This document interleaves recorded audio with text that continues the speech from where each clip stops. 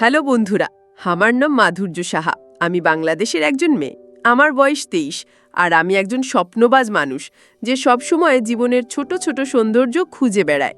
আমার চোখে স্বপ্ন আর হৃদয়ে আশা নিয়ে আমি প্রতিদিন নতুন কিছু শিখতে চাই। আমার পরিবার আমার কাছে সবচেয়ে প্রিয়, তবে আমার ভাইয়া আদিত্যের সঙ্গে আমার সম্পর্কটা ছিল একটু জটিল, কারণ ভাইয়া সব সময় আমার সাথে রহস্যমূলক আচরণ করতেন। কিন্তু আমি বুঝতে পারতাম না ভাইয়া কেন আমার সাথে এমন রহস্যমূলক আচরণ করতেন। একদিন বাসায় কেউ ছিল না। ভাইয়া আমাকে তার রুমে ডেকে নিয়ে গেলেন। তারপর যা হলো বন্ধুরা, বাকিটা গল্পেই বলছি। আশা করি বন্ধুরা তোমরা আমার পুরো গল্পটা মনোযোগ সহকারে শুনবা। নিশ্চয়ই অনেক মজা পাবা। তাহলে চলো বন্ধুরা, আর কথা না বাড়িয়ে মূল গল্পতে চলে যাই। বন্ধুরা, একদিন আমি বাড়িতে একা ছিলাম আর একটা অদ্ভুত অস্বস্তি আমাকে ঘিরে ধরেছিল। কয়েকদিন ধরে আমি অসুস্থ, শরীরে দুর্বলতা আর মাথায় একটা অজানা চিন্তা আমাকে ক্লান্ত করে দিচ্ছিল। আমার ঘরের জানালা দিয়ে বাইরের আকাশ দেখছিলাম, যেখানে মেঘেরা যেন আমার মনের মতোই গুমোট হয়েছিল। হঠাৎ আমার ঘরের দরজায় একটা ছায়া পড়ল। আমি তাকিয়ে দেখি আদিত্য ভাইয়া দাঁড়িয়ে আছেন। তার চোখে একটা অদ্ভুত দৃষ্টি, যেন তিনি আমার মনের ভেতরটা পড়তে চাইছেন। আমার বুকটা কেঁপে উঠল। ভাইয়া সাধারণত আমার সঙ্গে এতটা কাছে আসেন না। তিনি পরিবারের সঙ্গে একটু দূরত্ব রেখে চলেন, তার নিজের জগতে থাকেন। কিন্তু সেদিন তার নীরব উপস্থিতি আমাকে অস্বস্তিতে ফেলল। আমি কিছু বলতে চাইলাম, কিন্তু আমার গলা শুকিয়ে গেল। তিনি কোনো কথা না বলে শুধু আমার দিকে তাকিয়ে রইলেন। তার দৃষ্টিতে একটা গভীরতা ছিল যা আমাকে ভয়ের সঙ্গে সঙ্গে বিভ্রান্তও করছিল। আমি ভাবলাম, তিনি কি আমার অসুস্থতার জন্য চিন্তিত, নাকি অন্য কিছু লুকিয়ে আছে তার মনে। আমার মনে হাজারো প্রশ্ন জমে গেল। ভাইয়া কেন এমন করছেন? তিনি কি কিছু বলতে চান কিন্তু বলতে পারছেন না? আমার শরীরের দুর্বলতা আমাকে আরও অস্থির করে তুলছিল। আমি সাহস করে বললাম, ভাইয়া, আপনি এভাবে তাকিয়ে আছেন কেন? আমি ঠিক আছি। কিন্তু তিনি কোনো উত্তর দিলেন না। শুধু তার চোখে একটা অদ্ভুত উদ্বেগ ফুটে উঠল। আমি আরও ঘাবড়ে গেলাম। তার নীরবতা আমার কাছে অস্বাভাবিক লাগছিল। হঠাৎ ভাইয়া ঘরের একটা বইয়ের তাকের কাছে গেলেন। আমি লক্ষ্য করলাম তিনি তাকের একটা পুরনো ডায়েরি হাতে নিলেন। আমার মনে পড়ল ওটা আমার বাবার ডায়েরি, যেটা আমি কখনো খুলে দেখিনি।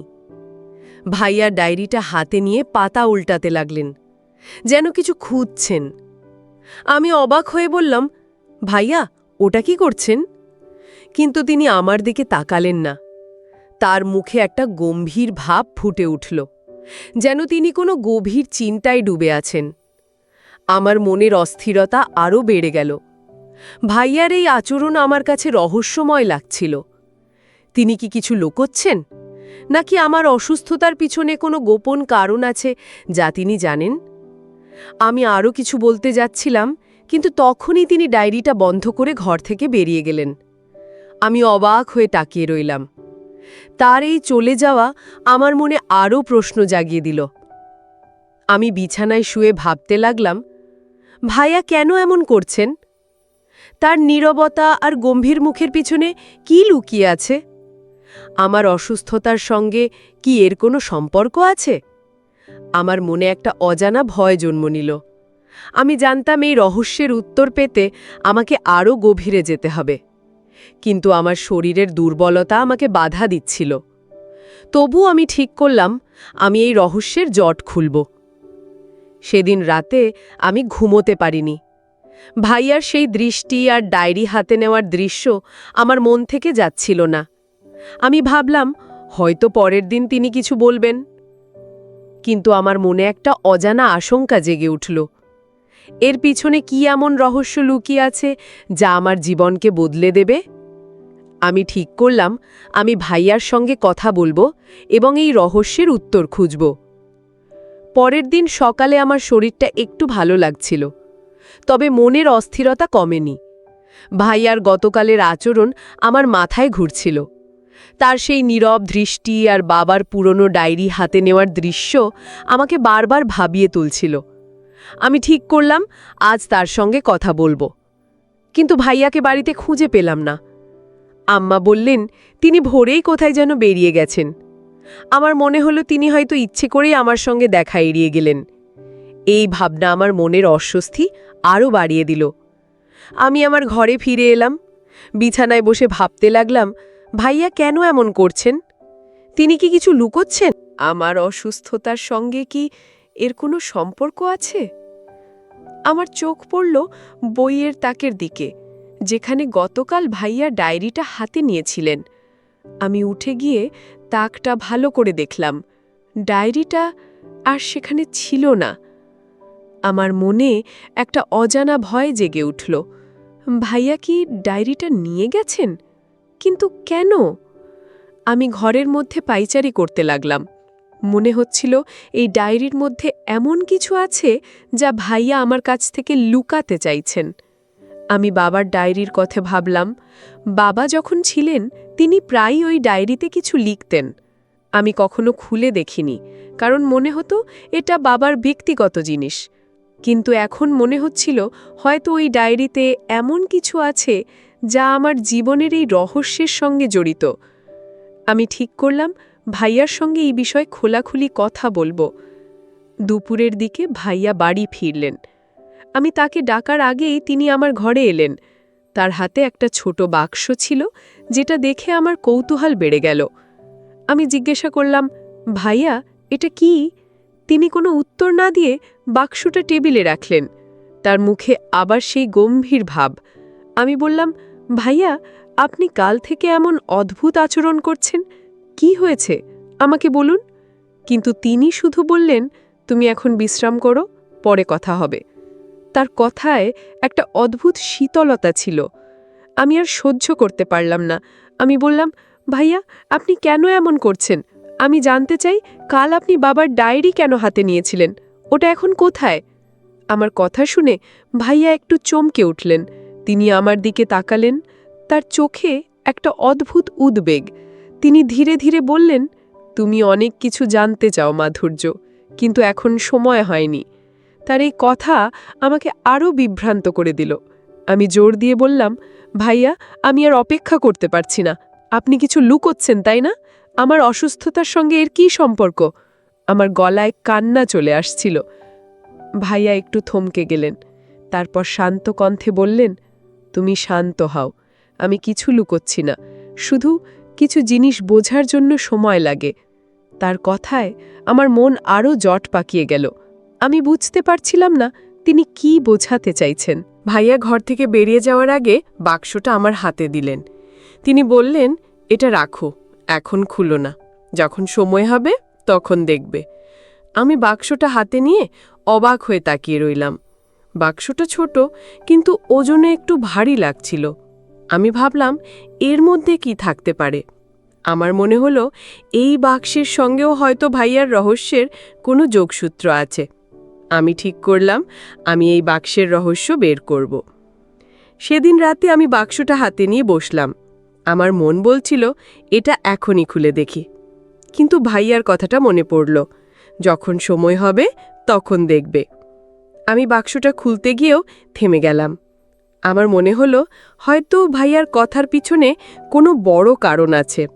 তবুও আমার কৌতূহল কম ছিল না। আমি ভাবলাম এই রহস্যের জট আরও গভীর হচ্ছে।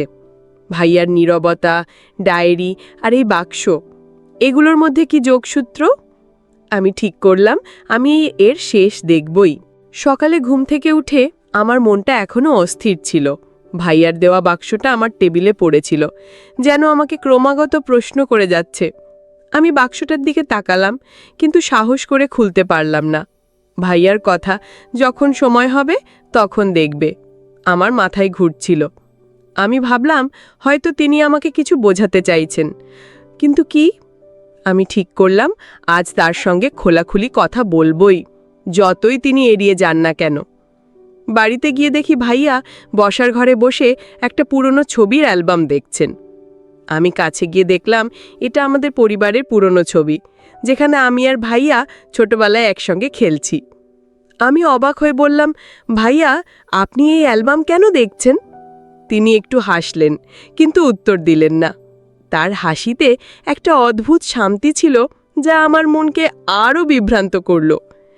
আমি বললাম, ভাইয়া আমাকে কিছু বলুন, আপনি কেন এমন রহস্যময় আচরণ করছেন? ভাইয়া অ্যালবামটা বন্ধ করে আমার দিকে তাকালেন। তার চোখে একটা গভীর দৃষ্টি, যেন তিনি অনেক কিছু বলতে চান, কিন্তু কিছু একটা তাকে আটকে রাখছে। তিনি বললেন, মাধুর্য, তুমি অনেক প্রশ্ন করো, কিন্তু কিছু উত্তরের জন্য ধৈর্য ধরতে হয়। আমি আরও রেগে গেলাম। বললাম, ভাইয়া, আমি আর ধৈর্য ধরতে পারছি না। বাবার ডায়েরি, এই বাক্স, আপনার এই নীরবতা, এগুলোর মানে কি? তিনি শান্তভাবে বললেন, সব কিছু একটা সময় আছে। আমি হাল ছাড়লাম না। আমি বললাম, ভাইয়া, আমি জানি আপনি কিছু লুকোচ্ছেন। আমার অসুস্থতার সঙ্গে এর কি সম্পর্ক?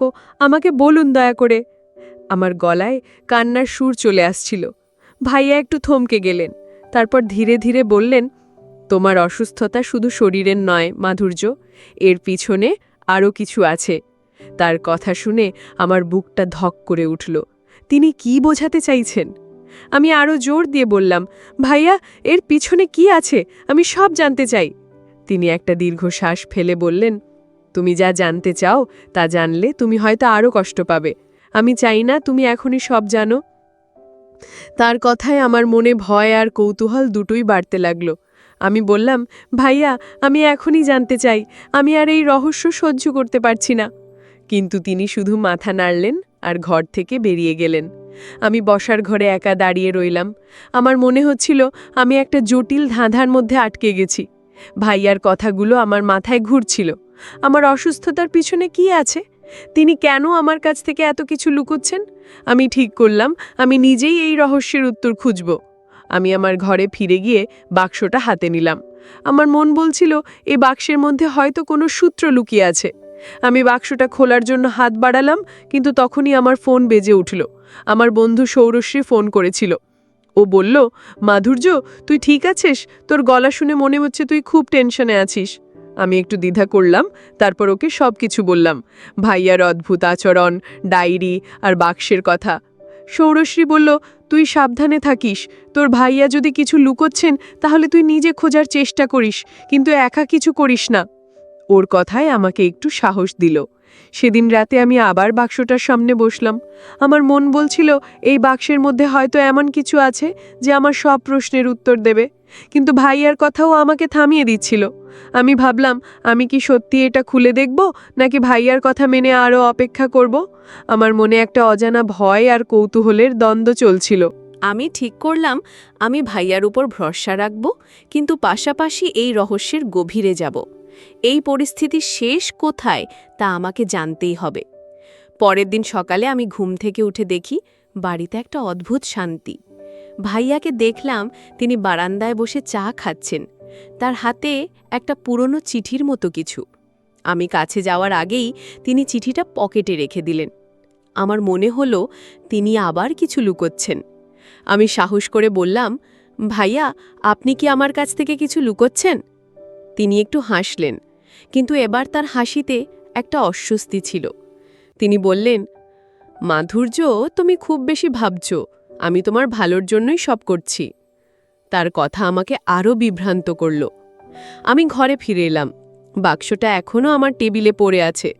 আমার মন বলছিল এই বাক্সের মধ্যে হয়তো সব প্রশ্নের উত্তর আছে, কিন্তু ভাইয়ার কথা আমাকে বারবার থামিয়ে দিচ্ছিল। আমি ভাবলাম, আমি যদি বাক্সটা না খুলি তাহলে কি এই রহস্যের উত্তর পাব? আমি ঠিক করলাম আমি ভাইয়ার পিছনে লাগব, যতক্ষণ না তিনি আমাকে সব বলেন। কিন্তু তার আগে আমি নিজে কিছু খুঁজে দেখব। আমি বাবার ডায়েরির কথা ভাবলাম, হয়তো তাতে কোনো সূত্র আছে।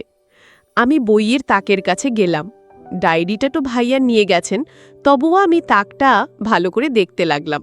হঠাৎ আমার চোখ পড়ল একটা পুরনো খাতার দিকে, যেটা তাকের এক কোণে ধুলোয় ঢাকা পড়েছিল।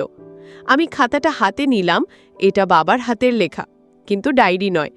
এটা যেন একটা চিঠির খসড়া। আমি পড়তে শুরু করলাম। চিঠিটা আম্মাকে উদ্দেশ্য করে লেখা। তাতে লেখা ছিল, আমি জানি আমার সময় কম, কিন্তু মাধুর্যের জন্য আমি চিন্তিত। ওর ভবিষ্যৎ নিয়ে আমার ভয় আছে। আমার হৃৎপিণ্ড দ্রুত চলতে লাগল। বাবা কেন এমন লিখেছিলেন? আমি খাতাটা আরও উল্টে দেখলাম। আর একটা পাতায় লেখা ছিল, আদিত্যকে আমি সব বলেছি, ও আমার কথা রাখবে। আমার মাথা ঘুরে গেল। ভাইয়া কি জানেন? বাবা তাকে কি বলেছিলেন?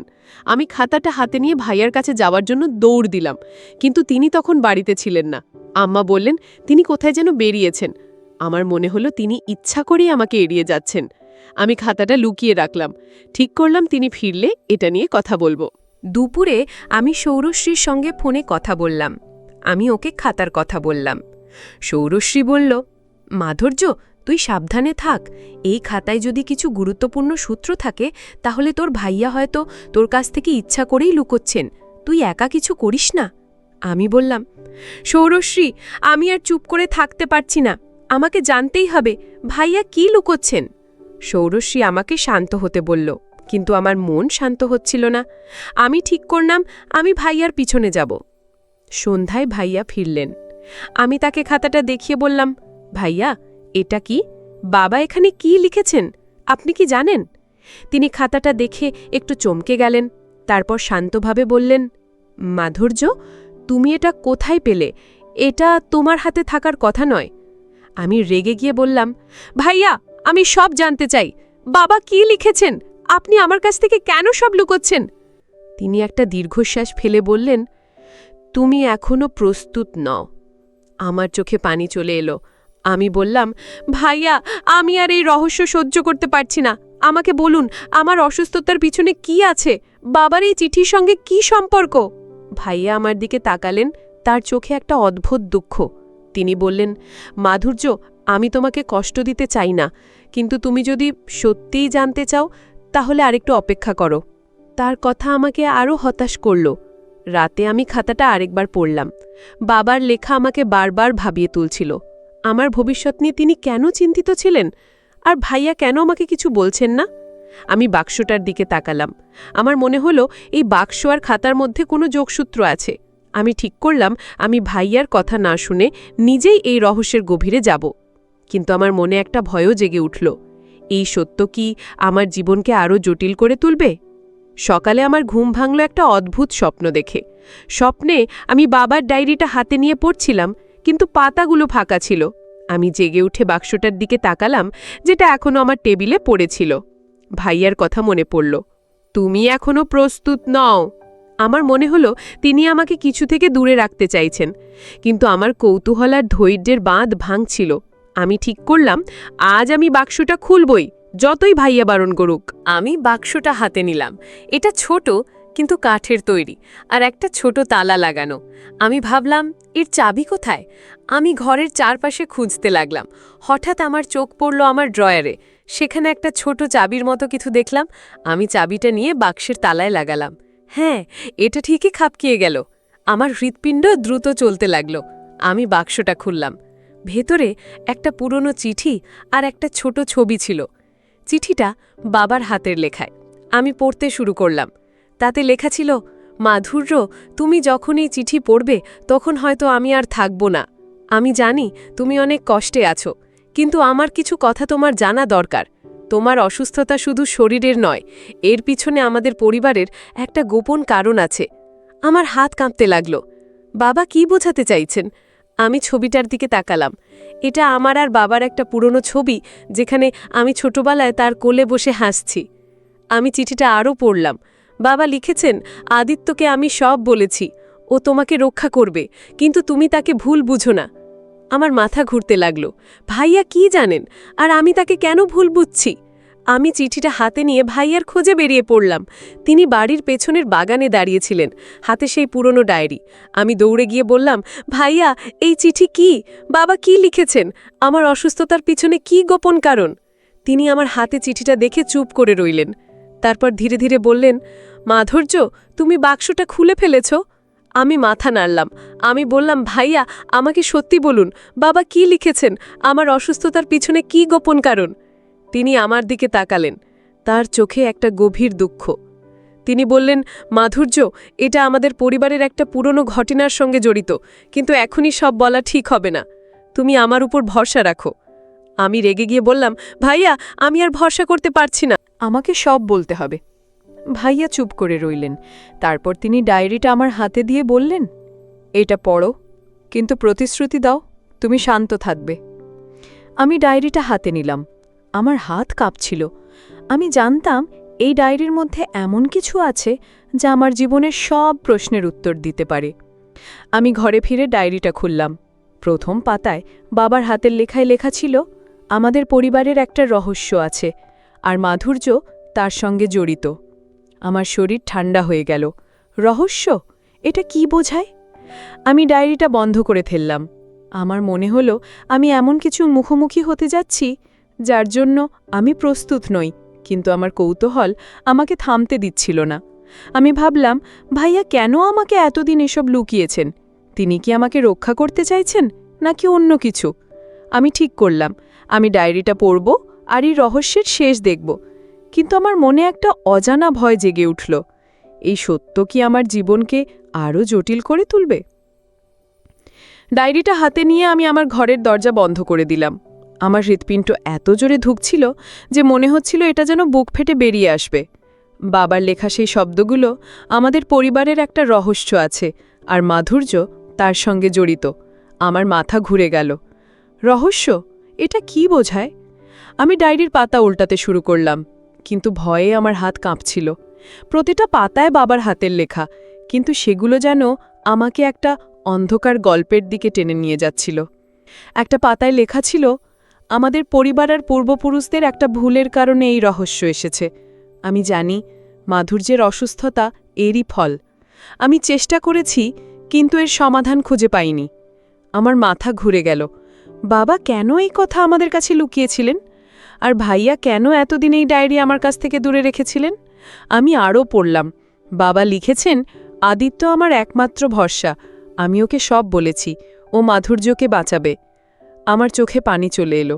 ভাইয়া কি সত্যি আমাকে বাঁচাতে চাইছেন? আমি ডায়েরিটা বন্ধ করে বিছানায় বসে পড়লাম। আমার মনে হাজারো প্রশ্ন ঘুরছিল। এই রহস্য কি? আমার অসুস্থতার সঙ্গে এর কী সম্পর্ক? আর ভাইয়া কেন আমাকে এতদিন কিছু বলেননি? আমি ঠিক করলাম আমি তার সঙ্গে এখনই কথা বলবো। আমি ডায়েরিটা হাতে নিয়ে বাইরে গেলাম। ভাইয়া তখনও বাগানে ছিলেন।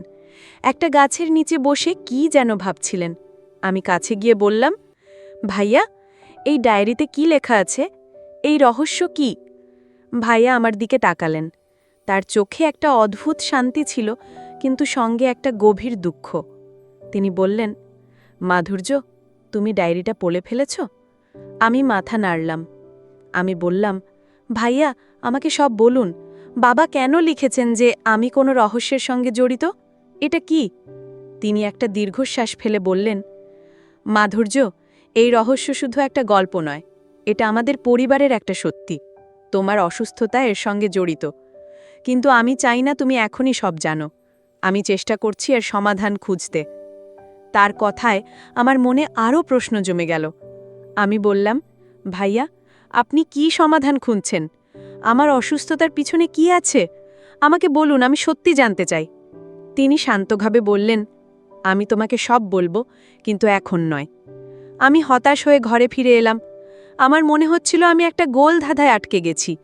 ডায়েরির কথাগুলো আমাকে বারবার ভাবিয়ে তুলছিল। আমি সৌরশ্রীকে ফোন করলাম। ওকে সব বললাম, ডায়েরি, রহস্য আর ভাইয়ার কথা। সৌরশ্রী বলল, মাধুর্য, তুই সাবধানে থাক। এই রহস্যের কথা শুনে আমার মনে হচ্ছে এর পিছনে কোনো বড় রহস্য আছে। তুই ভাইয়ার ওপর ভরসা রাখ, কিন্তু নিজেও খোঁজ কর। আমি বললাম, সৌরশ্রী, আমি আর থামতে পারছি না, আমাকে এই রহস্যের শেষ জানতেই হবে। সেদিন রাতে আমি আবার ডায়েরিটা খুললাম। আর একটা পাতায় বাবা লিখেছেন, এই রহস্যের সমাধান একমাত্র আদিত্য জানে। আমি তাকে সব দায়িত্ব দিয়েছি। আমার মনে হলো ভাইয়া সত্যিই কিছু জানেন, কিন্তু তিনি কেন আমার কাছ থেকে লুকোচ্ছেন? আমি বাক্স থেকে পাওয়া ছবিটা আবার দেখলাম। আমার আর বাবার হাসি মুখ আমাকে কাঁদিয়ে দিল। আমি ভাবলাম, বাবা কেন আমাকে এই কষ্টের মধ্যে রেখে গেলেন, আর ভাইয়া কেন আমাকে সত্যি বলছেন না? আমি ঠিক করলাম আমি ভাইয়ার কাছে আরও জোর দেব। আমি জানতেই হবে এই রহস্য কি, আর আমার অসুস্থতার পিছনে কি রহস্য লুকিয়ে আছে। আমার মনে একটা অজানা ভয় ছিল, কিন্তু তার সঙ্গে একটা দৃঢ় সংকল্পও জেগে উঠছিল। আমি ভাবলাম, এই গল্পের শেষ কোথায় তা আমাকে খুঁজে বের করতেই হবে। আমি ডায়েরিটা বুকে জড়িয়ে ধরলাম আর মনে মনে বললাম, বাবা, আমি তোমার কথা বুঝব, আর ভাইয়া, আমি তোমার রহস্যের উত্তর খুঁজে বের করব। সকালে আমি ঘুম থেকে উঠে একটা অদ্ভুত অনুভূতি নিয়ে জেগে উঠলাম। ডায়েরির কথাগুলো আমার মাথায় ঘুরছিল, রহস্য, আমার অসুস্থতা আর ভাইয়ার নীরবতা। আমি আর অপেক্ষা করতে পারছিলাম না। আমি ঠিক করলাম আজ ভাইয়ার কাছে সব সত্য জানবই। আমি ডায়েরিটা হাতে নিয়ে বসার ঘরে গেলাম। ভাইয়া সেখানে একটা পুরনো বই পড়ছিলেন। আমি তার সামনে দাঁড়িয়ে বললাম, ভাইয়া, আমাকে এখন সব বলতে হবে। এই রহস্য কি, আর আমার অসুস্থতার পিছনে কি রহস্য লুকিয়ে আছে? ভাইয়া বইটা বন্ধ করে আমার দিকে তাকালেন। তার চোখে এবার আর কোনো দ্বিধা ছিল না, বরং একটা দৃঢ়তা ছিল। তিনি বললেন, মাধুর্য, তুমি যদি সত্যিই জানতে চাও তাহলে আমার সঙ্গে আয়। আমি অবাক হয়ে তার পিছনে গেলাম। তিনি আমাকে বাড়ির পুরনো স্টোররুমে নিয়ে গেলেন, যেখানে বাবার কিছু পুরনো জিনিস রাখা ছিল। তিনি একটা পুরনো বাক্স বের করে বললেন, এর মধ্যে তোমার সব প্রশ্নের উত্তর আছে। ভাইয়া বাক্সটা খুললেন। ভেতরে কিছু পুরনো কাগজপত্র আর একটা ছোট মূর্তি ছিল। মূর্তিটা দেখে আমার মনে হলো এটা আমাদের পারিবারিক কোনো প্রতীক হতে পারে। আমি বললাম, ভাইয়া, এটা কি? তিনি বললেন, এটা আমাদের পূর্বপুরুষদের একটা প্রতীক। এর সঙ্গে আমাদের পরিবারের একটা পুরনো গল্প জড়িত। তিনি একটা কাগজ তুলে আমাকে দিলেন। তাতে লেখা ছিল, আমাদের এক পূর্বপুরুষ কোনো একটা ভুল সিদ্ধান্তের কারণে একটা রহস্যের মুখে পড়েছিলেন, যার প্রভাব এখনও আমাদের পরিবারে রয়ে গেছে। আমি কাগজটা পড়ে বললাম, ভাইয়া, এই রহস্যের সঙ্গে আমার অসুস্থতার কি সম্পর্ক? ভাইয়া শান্ত কণ্ঠে বললেন, মাধুর্য, বাবা বিশ্বাস করতেন তোমার অসুস্থতাই রহস্যেরই ফল, কিন্তু আমি এটা পুরোপুরি বিশ্বাস করি না। আমি গত কয়েক বছর ধরে এর সমাধান খুঁজছি। আমি অবাক হয়ে বললাম, তাহলে আপনি আমার কাছ থেকে এতদিন কেন লুকিয়েছেন? তিনি বললেন, কারণ আমি চাইনি তুমি ভয় পাও। আমি চেয়েছি তুমি নিজের জীবন নিয়ে এগিয়ে যাও। আমার চোখে পানি চলে এলো। আমি বললাম, ভাইয়া, আপনি আমাকে কেন এত কষ্টের মধ্যে রেখেছেন? আমি ভেবেছিলাম আপনার উদ্দেশ্য খারাপ। ভাইয়া আমার কাঁধে হাত রেখে বললেন, মাধুর্য, আমি তোমাকে কখনো কষ্ট দিতে চাইনি। আমি শুধু চেয়েছি তুমি সুস্থ থাকো। বাবা আমাকে তোমার দায়িত্ব দিয়েছিলেন, আমি সেই দায়িত্ব পালন করছি। তার কথায় আমার মনে একটা অদ্ভুত শান্তি এলো, কিন্তু সঙ্গে সঙ্গে আরও প্রশ্ন জাগল। আমি বললাম, ভাইয়া, এই রহস্যের সমাধান কি? আমি কি কখনো সুস্থ হব? ভাইয়া একটু চুপ করে থেকে বললেন, আমি একজনের সঙ্গে কথা বলছি যিনি এই রহস্য নিয়ে গবেষণা করেছেন। তিনি বলেছেন এর একটা সমাধান আছে, কিন্তু তার জন্য আমাদের আরও কিছু জানতে হবে। আমি বললাম, ভাইয়া, আমি আপনার সঙ্গে যাব। আমি এই রহস্যের শেষ দেখতে চাই। তিনি একটু হেসে বললেন, ঠিক আছে মাধুর্য, কিন্তু তুমি প্রতিশ্রুতি দাও তুমি শান্ত থাকবে। সেদিন রাতে আমি সৌরশ্রীকে ফোন করে সব বললাম। সৌরশ্রী বলল, মাধুর্য, তোর ভাইয়া সত্যি তোর জন্য অনেক কিছু করছেন। তুই তার উপর ভরসা রাখিস, কিন্তু সাবধানে থাকিস। আমি বললাম, সৌরশ্রী, আমি এখন বুঝতে পারছি ভাই আমার ভালো চান, কিন্তু এই রহস্যের কথা আমাকে আরও জানতে হবে। আমি ডায়েরিটা আবার খুললাম। সেখানে বাবা লিখেছেন, এই রহস্যের সমাধান একটা পুরনো মন্দিরে লুকিয়ে আছে। আদিত্য তা খুঁজে বের করবে। আমার মনে হলো এই মন্দিরই হয়তো আমার সব প্রশ্নের উত্তর দেবে। আমি ঠিক করলাম আমি ভাইয়ার সঙ্গেই মন্দিরে যাব। আমার মনে একটা আশা জেগে উঠল, হয়তো এই রহস্যের শেষে আমি আমার অসুস্থতার সমাধান পাব।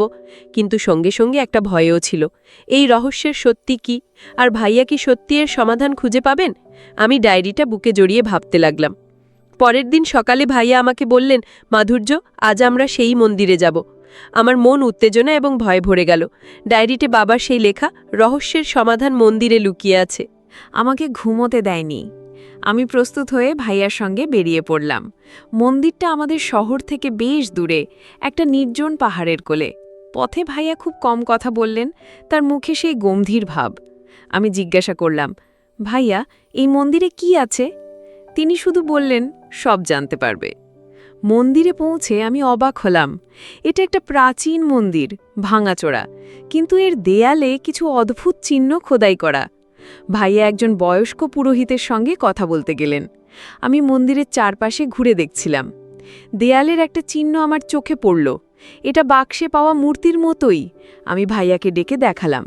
তিনি চুপ করে চিহ্নটা দেখলেন, তারপর বললেন, মাধুর্য, এটা আমাদের পরিবারের প্রতীক। আমার মনে হলো আমরা সত্যের খুব কাছে চলে এসেছি। পুরোহিত আমাদের কাছে এসে বললেন, তোমাদের পরিবারের রহস্যের কথা আমি জানি। এটা একটা ভুল সিদ্ধান্তের ফল যা তোমাদের পূর্বপুরুষ নিয়েছিলেন। তিনি ব্যাখ্যা করলেন, আমাদের এক পূর্বপুরুষ একটা পবিত্র জিনিস চুরি করেছিলেন, আর সেই কারণে আমাদের পরিবারের উপর রহস্য এসেছিল। আমার অসুস্থতা সেই রহস্যেরই একটা প্রভাব। আমি বললাম, এর সমাধান কি? পুরোহিত বললেন, সমাধান এই মন্দিরে, কিন্তু তার জন্য তোমাদের দুজনকে একসঙ্গে কাজ করতে হবে। ভাইয়া আমার দিকে তাকিয়ে বললেন, মাধুর্য, আমি এতদিন তোমাকে এসব বলিনি কারণ আমি চাইনি তুমি ভয় পাও। বাবা আমাকে এই রহস্যের কথা বলেছিলেন, আর আমাকে দায়িত্ব দিয়েছিলেন তোমাকে রক্ষা করার।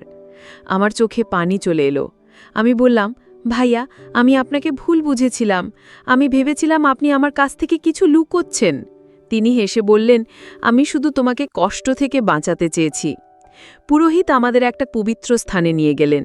সেখানে একটা ছোট পাথরের বেদি ছিল। তিনি বললেন, তোমাদের পরিবারের প্রতীক এখানে ফিরিয়ে দিতে হবে, তবেই রহস্যমুক্ত হবে। ভাইয়া বাক্স থেকে মূর্তিটা বের করে বেদিতে রাখলেন। আমি তার পাশে দাঁড়িয়ে প্রার্থনা করলাম। পুরোহিত কিছু মন্ত্র পড়লেন, আর আমার মনে হলো আমার শরীর থেকে একটা ভারী বোঝা নেমে গেল। আমার অসুস্থতার সেই অদ্ভুত দুর্বলতা যেন কমে গেল। আমরা মন্দির থেকে বেরিয়ে এলাম। ভাইয়া আমার হাত ধরে বললেন, মাধুর্য, এখন তুমি মুক্ত, আমাদের পরিবারের রহস্য শেষ হয়েছে। আমি কাঁদতে কাঁদতে বললাম, ভাইয়া, আপনি আমার জন্য এত কিছু করেছেন, আমি আপনাকে কখনো ভুল বুঝেছিলাম, আমাকে ক্ষমা করুন। তিনি আমাকে জড়িয়ে ধরে বললেন, তোমার কোনো দোষ নেই, আমি শুধু বাবার প্রতিশ্রুতি রক্ষা করেছি। বাড়ি ফিরে আমি সৌরশ্রীকে সব বললাম। ও বলল, মাধুর্য, তোর ভাইয়া সত্যি একজন হিরো, তুই ভাগ্যবান যে তোর এমন একজন ভাই আছে। আমি হাসলাম। আমার মনে হলো আমি নতুন করে জীবন শুরু করতে পারবো। আমার অসুস্থতা কমে গেছে, আর আমার মনে একটা অদ্ভুত শান্তি। আমি বুঝলাম, অনেক সময় আমরা আমাদের প্রিয়জনকে ভুল বুঝি, কিন্তু তাদের নীরবতার পিছনে থাকে গভীর ভালোবাসার দায়িত্ববোধ। গল্পের শেষে বন্ধুরা, আমি তোমাদেরকে বলতে চাই, পরিবারের বন্ধনই সবচেয়ে বড় শক্তি। পরিবারের মানুষের কিছু কিছু আচরণ হয়তো আমাদের ভুল কিছু মনে হয়, কিন্তু প্রকৃতপক্ষে পরিবারের মানুষ সবসময় আপনার মঙ্গল চায়। বন্ধুরা, গল্পটি যদি তোমাদের ভালো লাগে তাহলে লাইক, শেয়ার এবং সাবস্ক্রাইব করে পাশে থেকো। আর বন্ধুরা, তোমরা এতক্ষণ ধৈর্য ধরে আমার গল্পটি শোনার জন্য তোমাদের সবাইকে অসংখ্য ধন্যবাদ।